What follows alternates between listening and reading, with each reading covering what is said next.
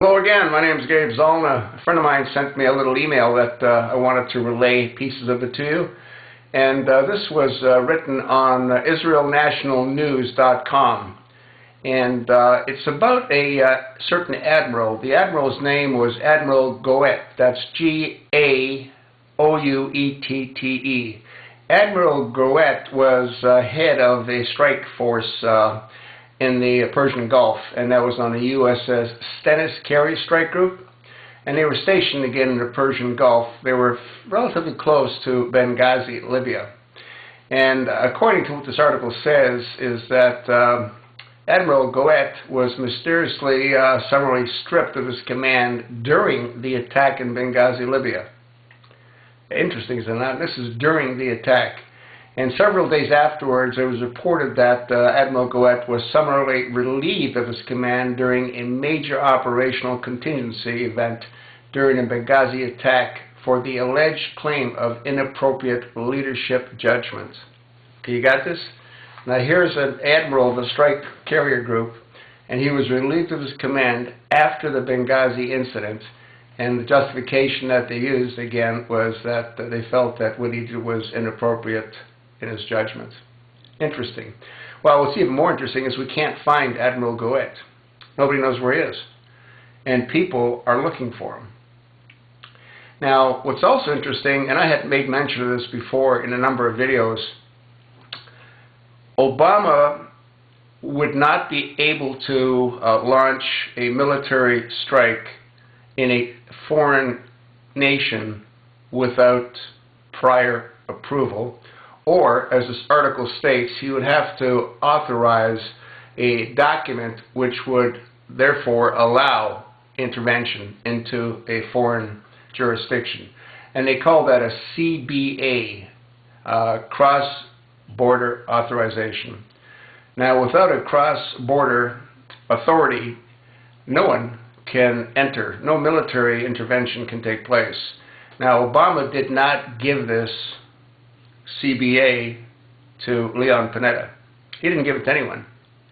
So in essence, although he might have said that, and Leon Panetta did say that Obama said, do what you have to do, well, without giving the CBA, guess what? Panetta couldn't do anything, you know?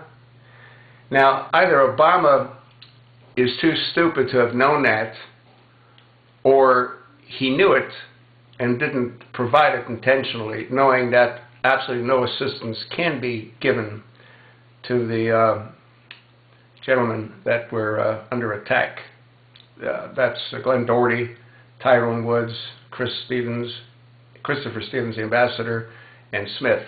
He was ex-Air Force. Interesting, is it not? Well, how come nobody can find the admiral? No one knows where he is. He just simply disappeared. And this is going on 7 months. Well, it's like I said, there's much more to this that will hopefully one day surface, and those responsible for the crime, which is what I believe was committed, will be punished accordingly.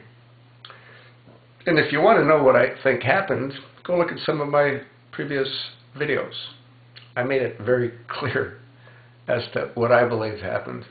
And I keep referring to it as the pieces of the puzzle, and guess what?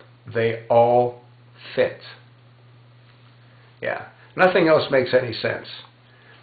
When Obama was told or saw, because there's allegations that he was watching it live feed, who knows, but he was, I'm certain, very distraught. Because what he saw was, he saw the plan that he put together with those radical Muslims, the Brotherhood folks from Egypt, that he provided special visas for so they could come visit the White House. And that was a couple of months before Benghazi. Yeah, that's what I think happened. This president and this administration, or a lot of members of his administration, are very cunning. They're ruthless, and they'll do anything to achieve their objectives, including, I think, mowing down American citizens. which might explain why Big Sis has close to 2 billion rounds of ammunition of the hollow point nature. Pretty crazy, huh? People just keep disappearing. I gotta believe that Admiral Gaouette probably figured out exactly what happened, and because of that, he's probably no longer with us. What do you think? I told you what I think.